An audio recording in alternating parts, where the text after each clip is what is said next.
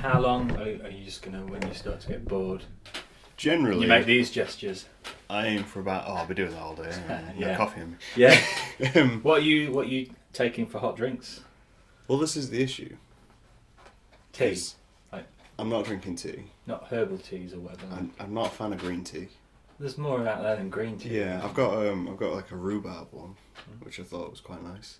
But none of them give me the milk kick, which is what, like, the creaminess of coffee is Right. was kind of like where I'm sit with it, and I'm like, that would be nice.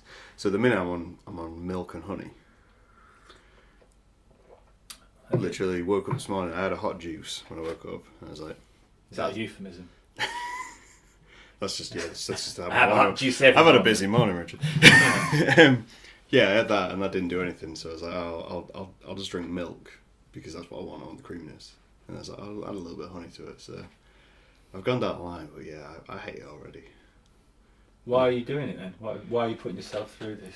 I don't know. I got thinking about this morning, and someone at work suggests I'm a bit of a masochist, because I've done it a few times where I do various things, and I go, oh, I mean, maybe. But what are you hoping to happen at the end of have some sort of an epiphany, like, No. or something? That's Like the thing. suddenly There's like, something in your mind will. there's no end goal to it. I think it's more like, I think halfway through I'll get bored. And I think it's like when I shaved my head.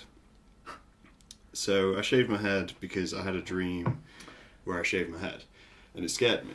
And I woke Self-fulfilling up prophecy. and I was like, that's stupid. It's stupid that I can't shave my head. And I've done it with my beard recently, and I've been like, I should probably shave my beard at some point. Like, just get rid of my beard. Right. So I think with coffee it was a very similar thing of I've not gone a day What without if you had a coffee in 10 dream years. where you shaved your eyebrows? I might shave my eyebrows. You're a slave to your dreams then. I'm a slave to fears which I don't want to be afraid of. Yeah. And that's the worry. I mean, yeah, there's no goal. In a way, I'm just punishing myself. I don't know why. I mean, Just a test of endurance, like David Yeah. Blaine sits in a box. You just go without coffee for yeah. 28 days or whatever. I did pick the shortest month, so I don't have to do Yeah. any. And I'm hoping it's not leap year, because then No, that's it's an not. extra day. And that's awful.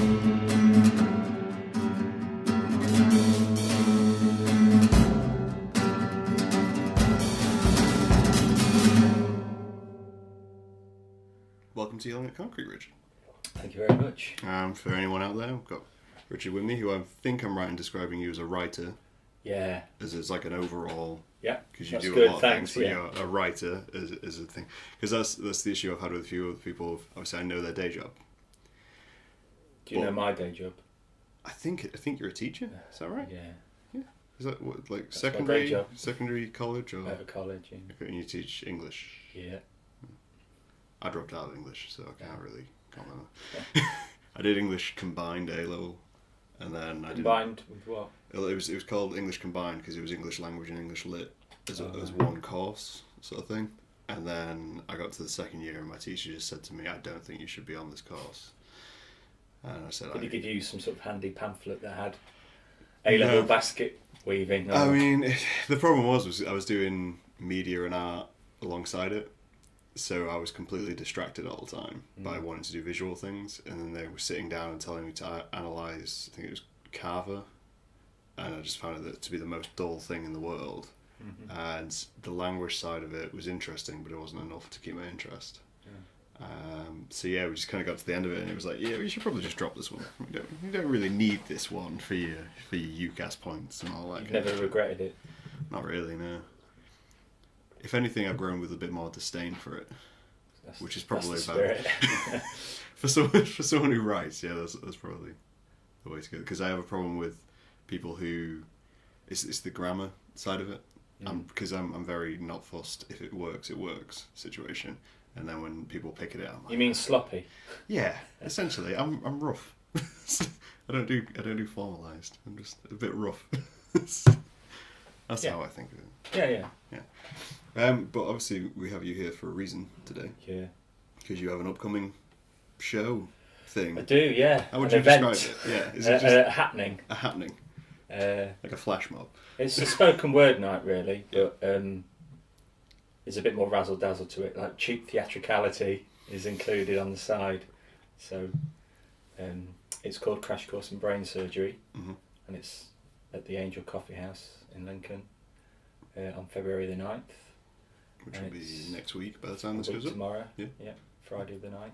And so it's a spoken word night open mic, so people can go along, read their poetry and their fiction. We've got a guest performer, Gemma Baker, and alongside all that there's going to be sort of silly games and theatricality. It sounds terrifying, if I'm honest. For who? For the audience? Yeah, for the audience. It might be, yeah. I'm one of those avoid audience participation people. Well, it's a shame you've said that. I know,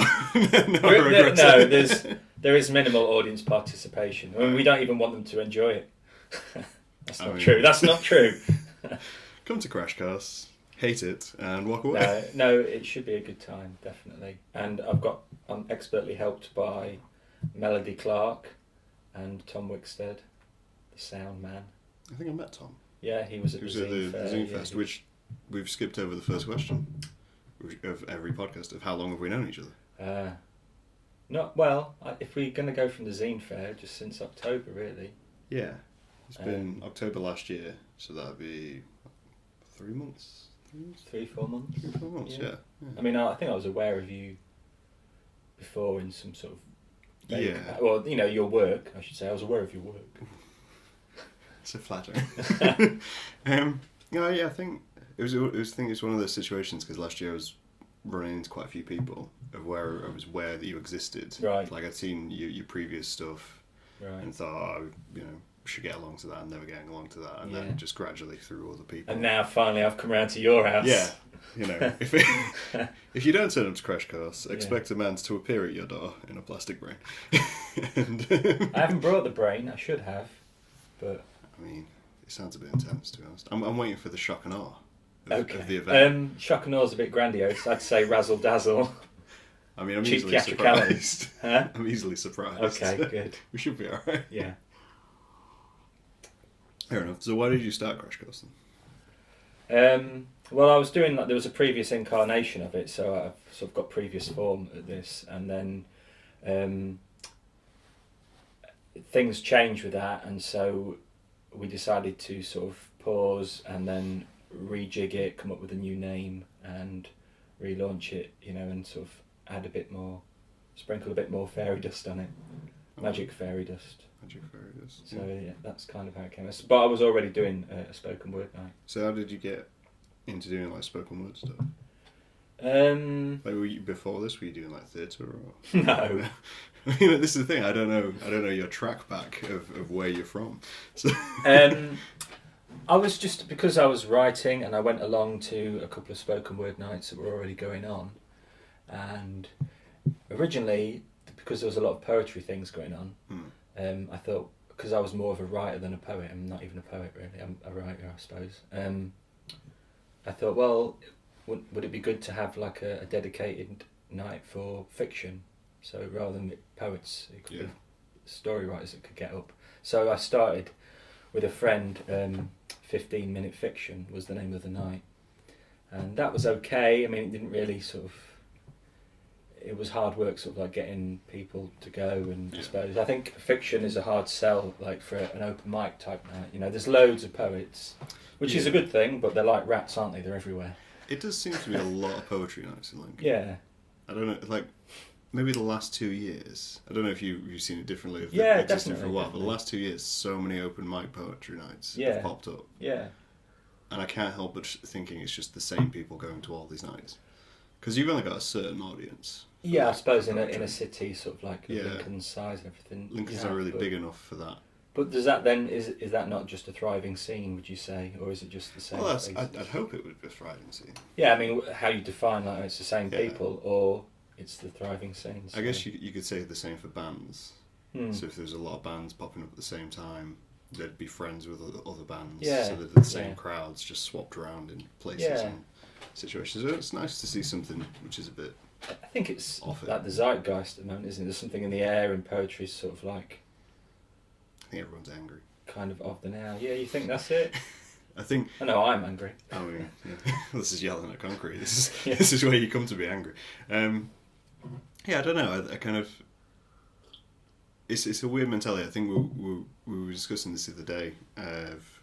We've got that kind of like cultural mentality at the minute, which is very along the lines of what was happening in the 80s, just with like politics and all that kind of things. So there's a lot of pent up anger, I think, because I think a lot of people are in a situation where they can't, or they don't feel like they can exercise their right to buy sort of thing. So yeah, I think poetry is like an easy access to that. Yeah. I think more people are giving it a go. Yeah. But then I think that's because I think that's the barrier with shorts or like written things is I think people think of it as a lot more rules to it in a way. Like poetry can be a bit more abstract, whereas a short's got to have some form to it. Yeah. I suppose I can see that. Yeah. I mean, I don't know. Can you do abstract stories without ruining it? Is there good examples of abstract stories? What do you mean by an abstract story? Well, like, I mean, you can start something out of nothing in the middle of something and not necessarily explain to a reader exactly what's happened or what's happening or where exactly you are, and sort of unnerve the reader in that way, put them off kilter maybe. So whether or not that's quite what you mean by abstract, but I suppose a story does have to be grounded in some form, some sort of sense, like even grammatically. You know, you could write a story that pays no attention to grammar or structure, but I think that's not interesting to listen to necessarily, or to you know. Whereas you can probably do that more with poetry. Yeah, in the sense kind that, of just avoid it. Like you can create moods and just words, and people will perhaps create meaning out of it. Whereas, you know, I think by the definition, a story needs a narrative of some sort, doesn't it? To hold it together. Yeah, I can see that. but you can do it, sure, can't you? They call it flash fiction or or whatever. You know, your pulp. Yeah. It could be the equivalent of, if a poem sort of takes 4 or 5 minutes to read, you could have a short piece of fiction that maybe lasts 4, 5, 6 minutes to read, which tells something with beginning, a middle, and end of some type. So, see that. I mean, people, you know, maybe it's easier to sit down and vent your kind of inner feelings a bit more with a poem. Yeah, because you can make it short as well. Yeah. I guess. Not that poetry's easy. No, I think there's a mix, and maybe that's the myth of poetry. It's like guitar. Everyone thinks guitar's easy, and then you try playing a guitar, and you find out that it's not that easy. Yeah. And same with poetry. Yeah. Well, it's that idea where, you know, they used to say, the punk ethos, isn't it, where you can learn 3 or 4 chords and then form a band and what have you. Yeah. Like, which is great. Yeah. But then it's what you do with those 4 chords and how you make it engaging and interesting. So anyone can write a poem with limited, I don't know, knowledge, or I don't even know if knowledge is the word, but anyone can write a poem that expresses something or their feelings, but then it takes some, you know, not genius, but it takes somebody with a bit more of a gift to turn it into a bit of skill. You know, you know, there's millions of punk bands, but the ones that people recall, it's like the ones that had a bit more of an edge about them, whatever. I don't know how you define that lightning in a bottle or whatever. There is that, that punk sensibility, which kind of leads into a lot of things. If people are just thinking expressing is just enough to make it to their stardom, sort of thing, or cultural recognition, I guess. I mean, but then Plastic Rumpus is a bit punk. Is it fed from punk, you think? I think we got that idea, the DIY idea, that anyone can give things a go and you shouldn't be frightened of being told no. Yeah. So you can go out and do it. So yeah, punk, and it's cheaply photocopied and whatever, and it's supposed to be fun. Yeah. And, you know, have an energy and an angst about it. So punk in that way, yeah. I think that was something which kind of, in a way, attracted to me to your stuff, was that it was meant to be fun. Yeah. Because this is something that I discussed in my last podcast, was I like, especially when it doesn't take itself too seriously, because there's a lot which does take itself very seriously. Sure. And I think you got to have that little gap. You got to have that space where you can just blur out into whatever you want it to be. Yeah. And so you kind of like get that accessibility. Yeah. Yeah. You should, like, not be frightened of, No. you know, fucking about or whatever, you know. Or Because fucking- out of that is that's the compost, isn't it? Yeah. More interesting things or stronger ideas will grow out of, and Yeah. they're the ones you can run with, I suppose. So do you? I mean, I assume you've written a story within this one. In this one, well, it's just got an extract of a longer story that I'm sort of working on and stuff. Yeah, yeah. Do you see? I mean, in a way, because obviously I make 0 Point. Yeah. Which is just, I don't know. It's not really a zine. It's just annoying people. I think there's a little bit more to it than that. But Let's say really annoying people. I see 0 Point as practice. Okay. Essentially, for anything. Okay. It's just something. It's a little way to vent ideas. Do you think you do that with your stuff, or just like you seeing it as a little place to show off little ideas you've got because you've got a grander vision of a full, like with a full book or something like that?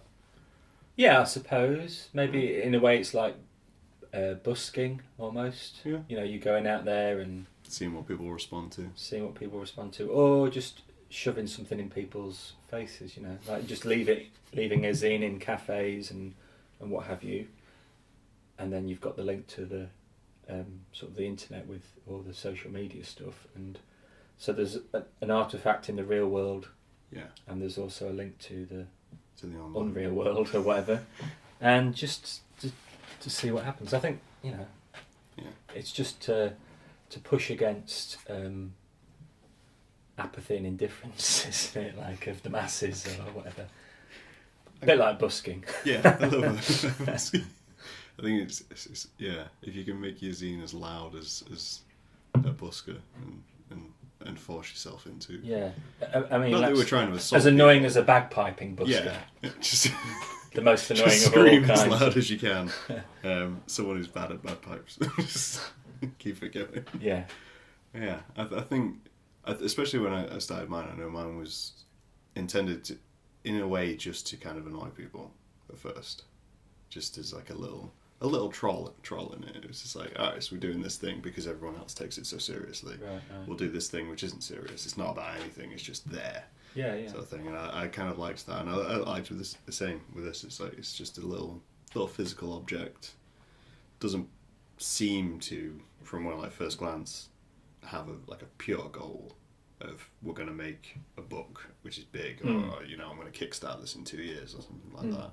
So it was just there, it was nice. It's like omnipresent. Yeah.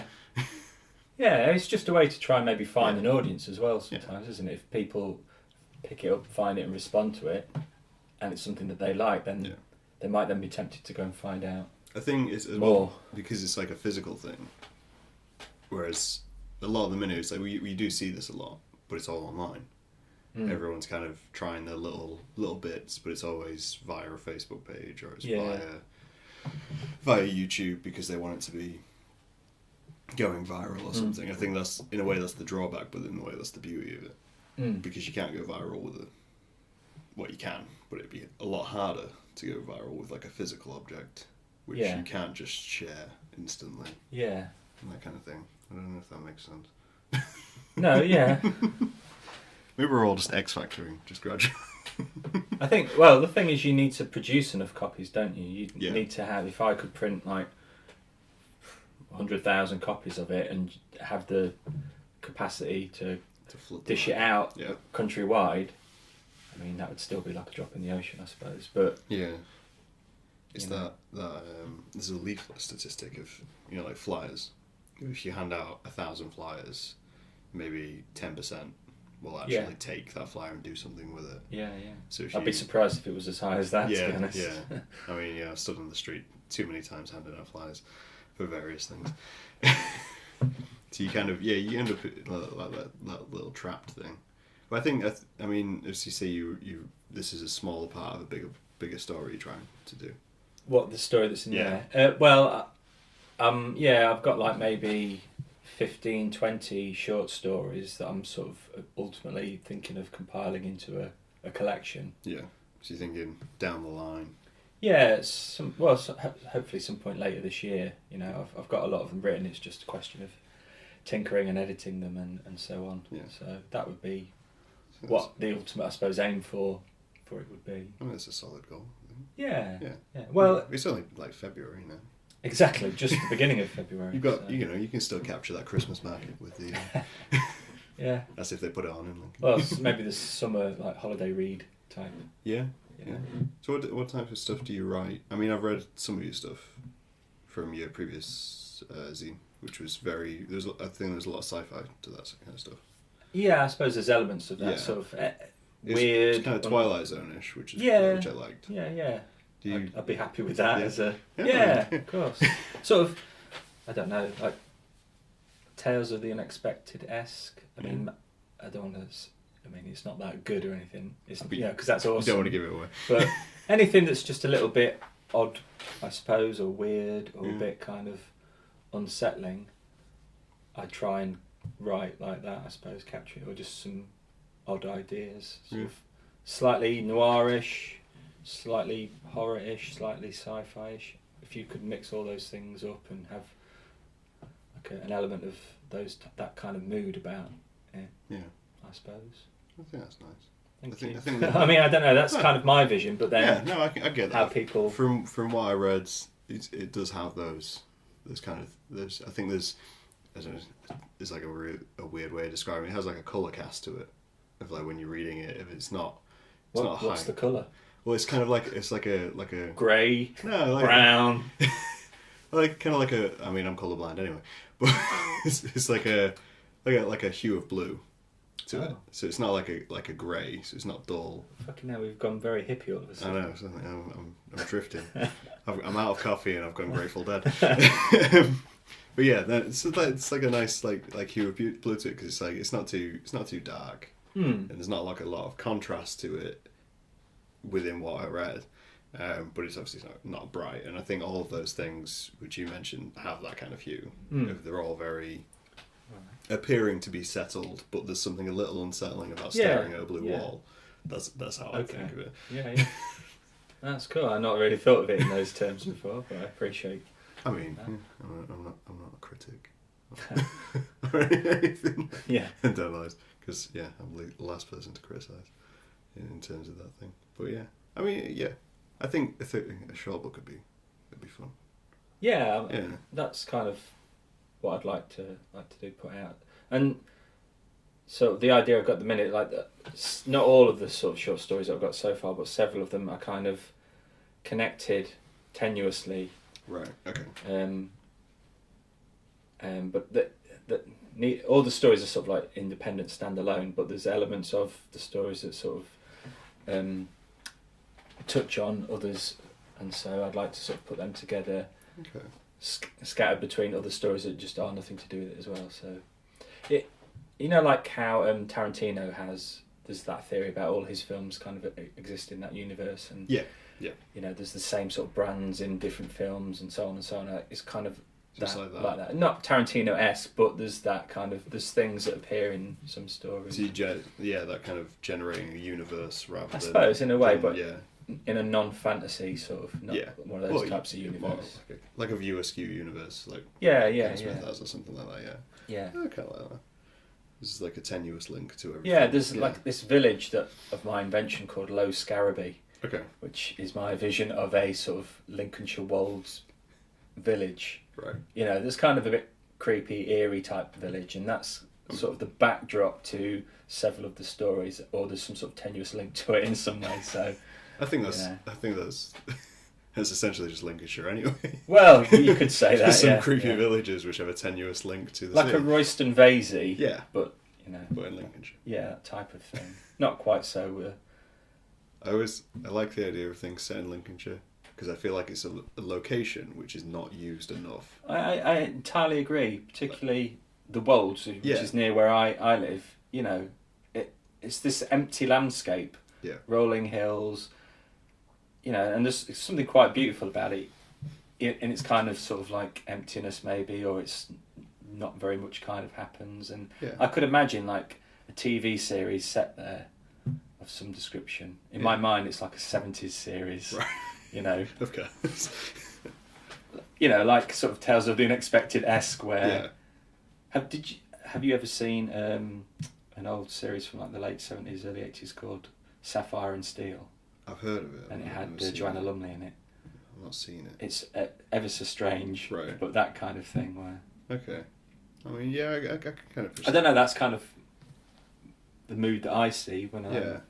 I mean, it's weird. Like, I mean, I'm originally from Scunthorpe. Right. Which is, you know, the place that it is in its infamy. So it's like, the only place name with the word cunt in it, Yeah. I believe. And we had many a problem typing that into a school computer and trying to get submitted forms. But yeah, I mean, you kind of look at Lincolnshire and it's vast. It's so big.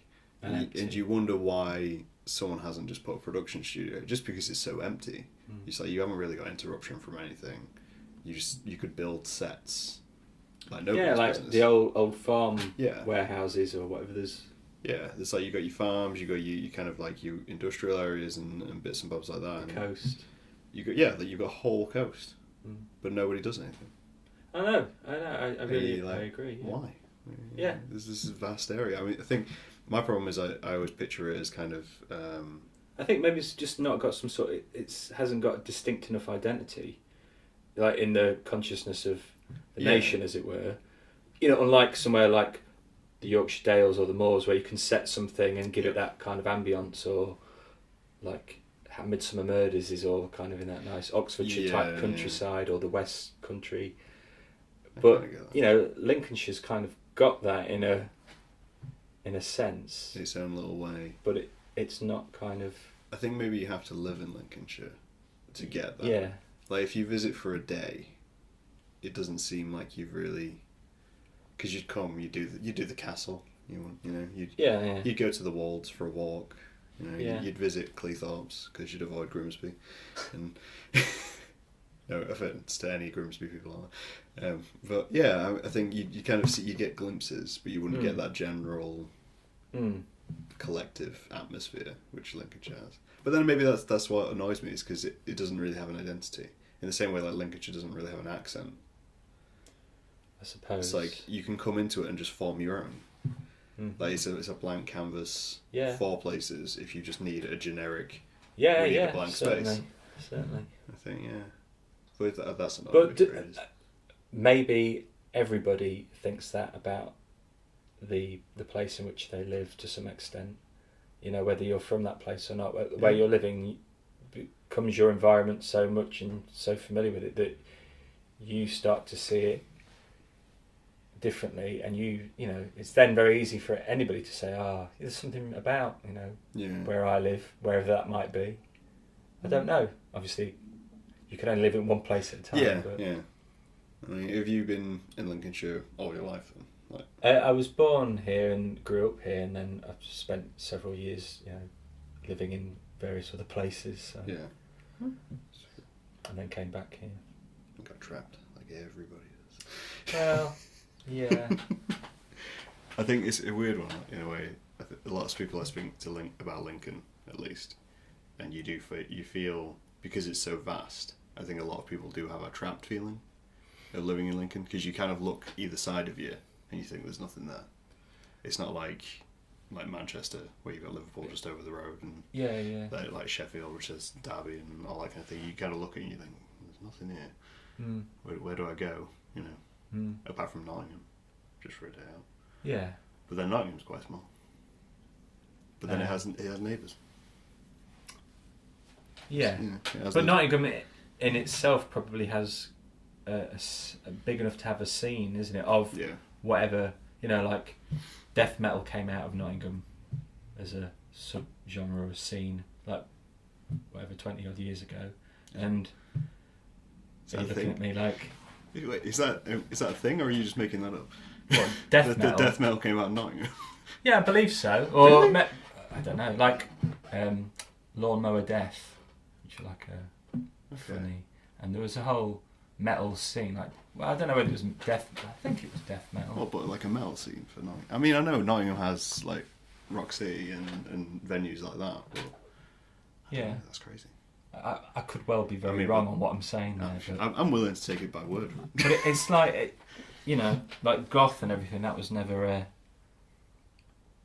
that was a movement or a scene that was never sort of London centric, because it's all like the provinces and the weird places where things like goth and death metal would come out of.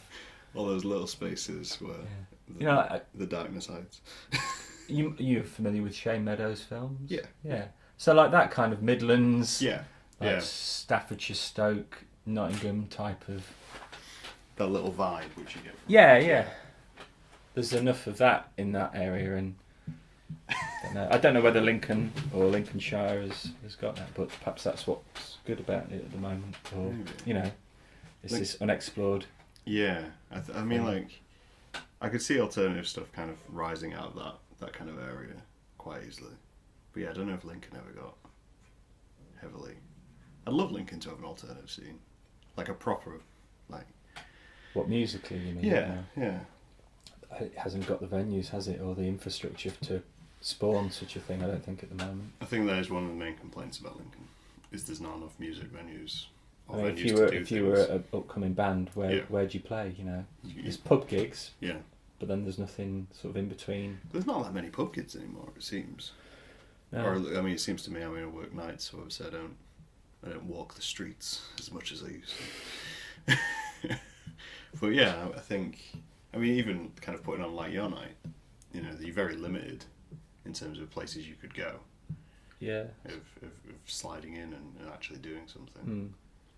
But yeah, I think maybe that's the challenge for people like uni students. Obviously, we have a huge uni populace living here. And I think maybe they should do something about it. Are they ever inspired to sort of set foot outside of campus and the small zone, small area where they're nice? I think what it needs is for a longer term project is enough graduates to stick around the city and feel that it's worth staying here to create something. Yeah. I mean, not stay because they want to create something, but they stay because they like Lincoln, and if there's enough of them, then something people will cater to that a bit more, and venues and other creative things might start springing up a bit more. Yeah. And I suppose that's starting to happen. Certainly the university has grown massively, hasn't it, in the last 5-10 years or whatever, but I don't know. I think I discussed this with Nathan Dean when I had him on, because I have a theory of Lincoln being a bit of a black hole for creative things, just because things pop up and then they just disappear and you never hear from them again.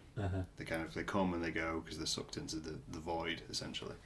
But definitely within the last year or so, we've seen quite a few things stick around, which has been nice. Yeah. And I think that it's not a changing of the tide, but it's almost the dawning of the age of Aquarius. It's all very 70s. Yeah. It's about free love and in a conservative state. Yeah, and a little enclave. Yeah, just a little tuck in there. Yeah. It's like that's Uncle Monty scene in With Nail and I. Oh, Shat on by Tories, shovelled up by Labour. I haven't seen that film in years. I haven't seen that film in years. No. I remember there was I think it was a drinking game which you play alongside with. You have to match them for the drinks. Yeah, you have to match them for the drinks, and I don't understand why anyone would play that. Well, he drinks light fluid. Light fluid within like the first 10 minutes of the film. I don't think it's possible to do that, is it? Really? I mean, drinking games are dangerous in general. Yeah. Just as a general rule. It sounds like I'm having a wee. I do worry about that. I don't know. No one's ever commented on the podcast to be like, someone. Yeah. Just relieving themselves. Dear Mr. Cooling, I was disgusted to hear. Watch the playback. Yeah. I've got evidence. I have to keep the evidence in case something happens and it sounds worse than it is. One day we'll just do a sound effects set and I'll just crack things and break things. It'll be very raw and gross. But then you look at it and it'll just be watermelons. Do you ever do these late night, or is it always kind of daytime? I've done evening ones. I mean, working nights, obviously that hampers that. Sure. For the anniversary one, because I think we're maybe a month away from the very first one, which I did. I'm intending to get drunk and have a guest on, and we'll get drunk. Great. Because I think, it's the anniversary episode. Yeah. You got to have a little chipper drink. How do you feel it's gone for you? Like a podcast? Is this your first time doing podcasts? Oh yeah. So, a year in, is it kind of what you thought it might develop into, or is it? The interviews turned around. Yeah. Sorry. I don't know. I kind of. I mean, you obviously run a podcast. All part of the umbrella of Plastic Brain Press. Yeah. We've got Crash Course in Brain Surgery, the spoken word night, and then my sound guy Tom Wickstead, the Boosie Wickstead. We decided today that he could be a bit like Gary Busey. For various reasons that I can't go into, Okay. That raises so many questions. So he records it and then edits it down into a podcast. So then after the night, a week or so after the night, we release it as a podcast. So the spoken word night, live recorded. So it's like a proper little encapsulation of the evening. Yeah, sort of thing. yeah. Yeah, I mean, I don't really know why. This is another one of those things of where I don't know why I started it. Right. I just started doing it. I found I was having coffee with... Were you a big listener of podcasts? No.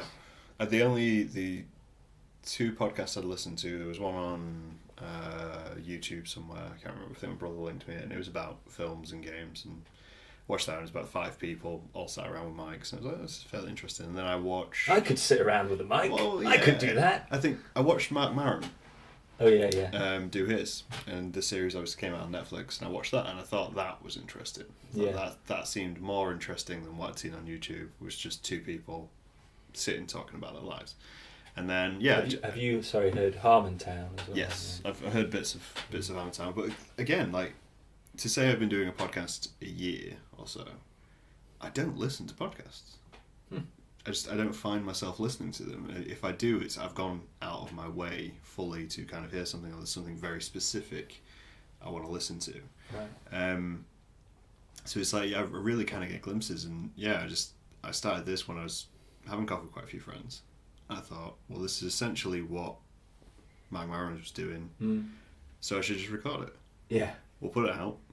We'll see what happens. Bada bing, bada boom. Yeah. You settled, and I already had the name because everything I've run was under Yelling at Concrete, so I was like, that works as a podcast title, and just kind of rolled with it. Cool. I've no goal or anything like that, and I make no money from it. No, because monetization. That'd be ridiculous. But I think I've liked it as a little platform for people. I appreciate it more now, a year later, of as much as it's given me opportunity to talk about things, and I would say do my solo ones between. Yeah. As much as it's given me that opportunity, I've liked that it's given other people a chance to come and talk about their stuff, or just like people who I'd never even thought of sitting down and going, we'll sit and chat for an hour and we'll talk about podcasts or whatever. Have come up with ideas and said, I really want to come on and do it. I don't know what I'll talk about. I'm like, cool. Yeah. Bring me something and we'll talk about something. Yeah. That kind of like blends in. But I've liked it. Oh yeah, well, I think I'll just keep going. I've started listening to it now, like Right. a few months ago, and it's.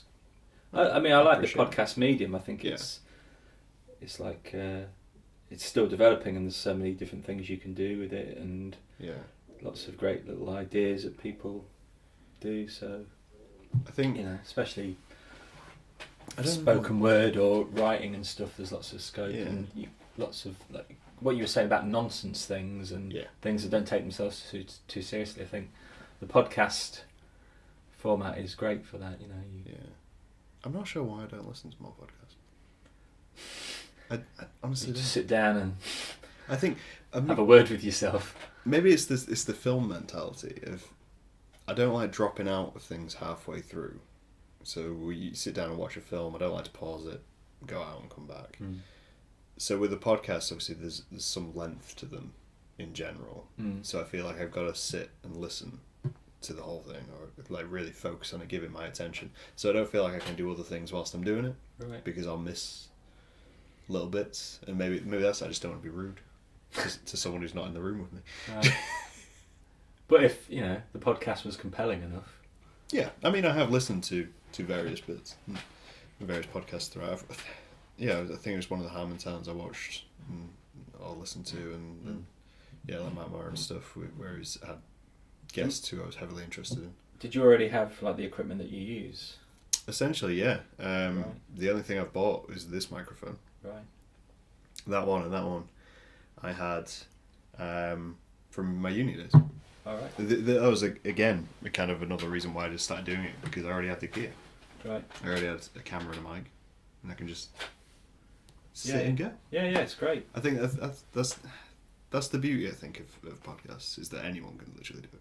Any idiot with a microphone. Any idiot with a recorder. Okay. A recorder and a dream. Well, it comes back to the punk. Yeah. It's always referred to as the punk ethos or idea, but it's just that sense of simplicity, isn't it? And the strip back. Just give something a go. And the DIY mentality.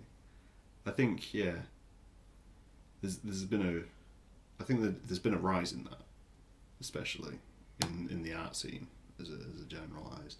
But I do think more people need to just have a go. Sure. And not have an end point. Yeah. To things. So I think that's something which, especially on the younger generation, is heavily pushed. Is this needs to be profitable. You need to, whatever you make, you've got to be able to sell. If you can't sell it, it'll fail, and if it fails, it's not worth anything. But presumably they get told that mantra from, education days. Universities, it seems everything has to come back to that idea of you got to monetize it, corporatise it. Yeah. Otherwise, what you're doing is invalid or something. I think I was told that at college. Yeah. Like very early on, it was, if you're going to do something, you got to think how you can do that for a living, sort of thing, rather than just. Which is not a bad thing, a bad thing at all, but it does encourage. Puts a lot of pressure on. Yeah. So that you never actually take that step, possibly, to just do it and be prepared to fail or whatever. I think, I don't think. Or for it not to be. People are taught how to fail. Maybe. I don't know. I mean, you don't have to write. Your great novel the first time, or whatever it might be. You'd have to write. Yeah. The greatest set of songs ever the first time you write a set of songs or whatever. You just got to keep doing it. And enjoy doing it. Yeah. And that's I think it's definitely along those lines. And try and piss as many people off whilst you're doing it. That's questionable. I got thinking about this yesterday of being a bit of a troll as an artist. Right. What you are, you saying? I think I am. Right. Because I do like making things. My general like overall vague definition of what art should be is that it should be, heavy man. I don't know. Is that it should be something which makes you question something, even if it's like something very small, like you're kind of looking and you go, oh well, that's slightly off. Why is that off? Even if it's something you can't comprehend or anything like that. I think that's a generalized kind of point, and it may have lost my point from where I was. You were talking about, you were going to say something about trolling, or we're going back to trolling. So obviously that's like a form of trolling, because you're presenting someone with something and you're making them question something which they weren't intending to question. You're trying to interrupt their day, sort of thing. Okay, yeah. Do you think that is a complete necessity with creation and doing creative projects? Obviously, Plastic Brain Race is quite interruptive. It's a little break from the norm. It's kind of got that ideal to it, and it's trying to at least force people to get involved through a method which they're not used to. And back with your previous projects, obviously that had a little bit of that revolution within it. So do you think that's kind of a necessity for art? Do you think for something to be worth something, it might? Because that's something which I've inwardly felt, and I'm wondering if other people do too. Great question, Graham. I think you're probably onto something there. I think maybe for something to be powerful, it certainly must do that, probably. Yeah. Like it's like you're being poked, isn't it? Yeah. And your psyche or your sort of everyday reality is being prodded in a way that you hadn't necessarily invited in, and so good art or powerful art does that to you and changes you or makes you question something or whatever. So yeah, probably I try to think of, you know, so a good book or a good painting or a good whatever, probably there must be an element of it just doing that. Yeah. But then, you know, you can knit a jumper with a picture of a badger on it just because, you know, and that isn't necessarily, you know, it doesn't, so for something to be art, it doesn't have to, but perhaps for it to maybe be more than just, you know what I mean, like craft maybe. Like you can make a good table, can't you? But it's not necessarily gonna. It's not necessarily art to that define. Yeah, but I agree. I think it's got to, hasn't it? It's got to poke at you in some way. Yeah. You know, it's like what's his name that did the toilet? Armut. Yeah. Duchamp. Yeah. I think once that something is broken, the surface of something, your reality, your kind of conception of the world in some way, you know, whether or not you rate it as that's a good piece of art or a bad piece of art, if it's done that in some sense, then that's good. I think the one which kind of got me thinking about it, as far as I know, because there was that Banksy piece in Hull just recently, which then got defaced and all that kind of thing, and someone fixed it. They went back and they went and undid the damage as much as they could, and I thought that was interesting, of someone just going out of their way to save something which they didn't particularly see the importance of, but they were like, no, this has come to our city, created this piece. And was it just a random member of the public that had done that? Yeah. It wasn't like the council? No. Essentially, they don't know who defaced it, but I think he was a window cleaner. Oh. He heard that it was kind of, someone had painted over it, and he was off to work in the morning, and someone had said that the paint was still wet, or which had been damaged. So he went and just took like his rags and his ladder, and just went and cleaned up this piece. Something must have angered him to make him do that. Yeah, I mean, it's a strange little thing. And it was this idea that I think if you made something good with art and it does poke, because at that particular Banks piece, there's nothing particularly provocative about it.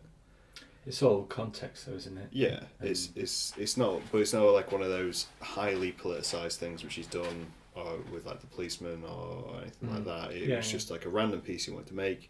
The location of it's what's important, but it poked the public enough that some random person would care about it. And I thought that was interesting, and I think it got me thinking about art in larger, where people try and poke too much, and I think that gets a negative reaction for art in general, of like when you try and make something so abstract, because the more abstract it is, the more it's art. Well, what? Like as an example, you've got. So a great example of that would be Damien Hirst stuff. Okay. So Damien Hirst, he pushed the boat in terms of pickling animals, which obviously got a reaction from public. So people took that reaction and went, "Oh, if I have to dismember animals, well, I've got to go further. I've got to, you know, one-upping. Yeah, I've got to Black Mirror it and fuck a pig live on stage, and it's got to be that kind of high end, missing the point that the idea that behind the art in general was just because of the sentiment of it, but the poke was the fact that there's these animals which you're not used to seeing displayed in this fashion. And I think there's a risk. I think there's a risk with a lot of art now where people, because of viral stuff, that people are focused so wholly on that poking aspect rather than like a concept value. Yeah. I don't know if you'd agree with that. Or yeah, I think it's just a symptom of everything. Everything's got to be high octane, hasn't it, to draw people's attention, because there's so much to draw people's attention now. So everything is, you know, if you want something to go viral or you know to have that kind of focus, you've got to be provocative in some way. That's why you've got, people like that. All those YouTube people or whatever that, Yeah. or the academics that say things to the right or to the left, and we live in such a polarized moment, which is probably very dangerous and not great. So I think everything's got to be that, and it's all played out on social media and everything. So whether you're an artist or a writer or whatever, I think you're always looking for maybe that angle. Yeah. Possibly, or some people would be, wouldn't they? Yeah. I mean, the thing about the Banksy in Hull, I mean, I didn't catch all of the story or whatever, but like the day or the day after it happened, they had like some Hull councillor saying, take pictures of it and then we're gonna scrub it off or whatever, because it's graffiti, it's vandalism. And this is like after they've had City of Culture for the last year. Yeah. Has that not had any impact on this gentleman from the council whatsoever? He, after a year of Hull City of Culture, rah rah rah, his response to the media was, well, we'll just get rid of that. And it just seemed like, oh, well.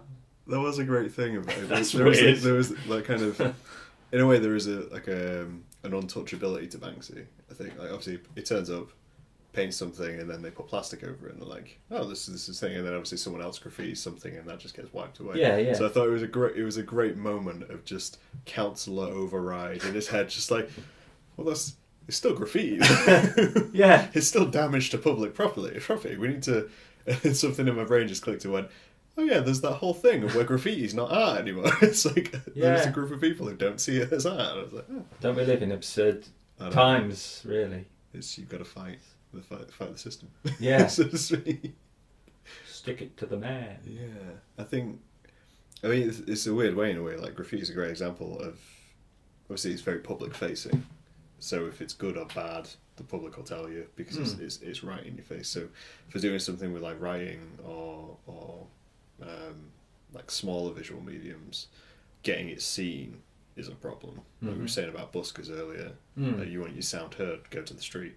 Yeah. Play your song. So I think that is a challenge, which a lot of like smaller people, especially if you can't go do graffiti or anything like that, or your paintings take you 10 years or something. Well, that comes back to spoken word nights, doesn't it? And their sort of popularity or whatever, their moment, which it seems to be, and spoken word artists and poets and whatever. And everything's social media. It's all about getting your canvas and getting people in front of it, whatever your canvas is, I suppose. Yeah, I think maybe to round this out in a way. Okay. So obviously we discussed a lot of... You want me to take my clothes off? Is that what you're saying? We'll get into that point of the interview, Rich. Yeah, it's just kind of... Obviously we discussed like round things and projects and how there's a bit of a gap in Lincolnshire and all that kind of stuff. Yeah, as long as we haven't been too parochial about all this. No, we've sat and... You get an international audience, right? Yeah, of course. We've got people in the US watch this. Lisa? Oh, yeah. Looking at you. Yeah, we've got people in Boston, we've got people in Cleethorpes, we've got people in Skeggy. There's people in Retford who watch this. Anyone like that. It's obviously from an art point of view, or from a writer's point of view. Yeah. Not to pile on the pressure to people who are trying, but do you couple it as you've got to balance your full on, yes, this is markable, or you're full on, this I want to just be creative, like with your plastic brain stuff of do something, or do you have to merge them together as a whole? Or can you have one without the other? Or are we past that now? I guess it depends on your vision, doesn't it? I mean, be true to your... If you've got a vision and you want to see it through, in whether it's like marketable or not, then if you're passionate enough, then just go for it, and you'll find your audience.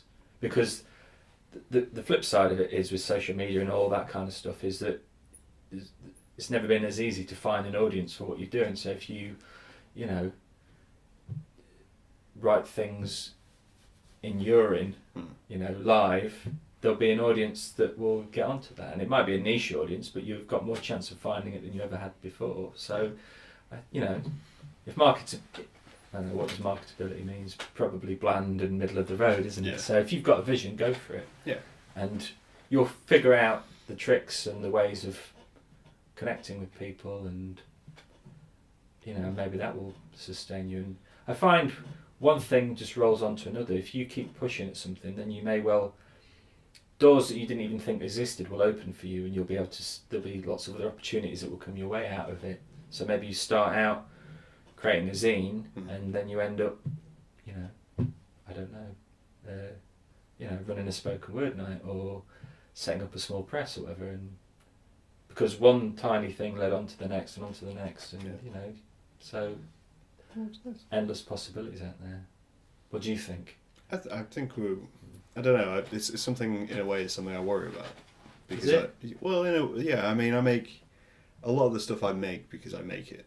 It's something which I want to do. I never think about marketability or how. But you found an audience, haven't you? Whatever that might. Yeah, like be the pre-audience. Yeah, it's that finds an audience because we force it on people, and it's yeah. But you've got everything is forced on people in that sense. You know, you create something and you put it out there, and you call that forcing it on people, or that is true. Yeah. It's putting something out into the world. I mean, yeah, I think it's just Harry Potter was forced on people. That's true. I did not have a choice in reading Harry Potter. I wish I'd had a choice. Well, it's forced on people, but then the people choose whether they want to pay it heed or not. You know, I think it's just one of those things. It's a back and forth which I have as a creative. I'm trying to do anything is thinking whether it's where it lies within that situation. But then in the same way, I try to heed my own words of if you want to do something for fun, just do it for fun. But it can be both. Yeah, you know, fun. Yeah. And your fun stuff can lead to other stuff, like you say, and I think that's a good rule for creatives. Yes, is just keep doing things. Yeah, just keep making these little things and rolling through. Yeah, and that works. I think that's a nice way to round that out. Yeah. We'll do a final plug for Plastic Brain Press. Okay. So when is it?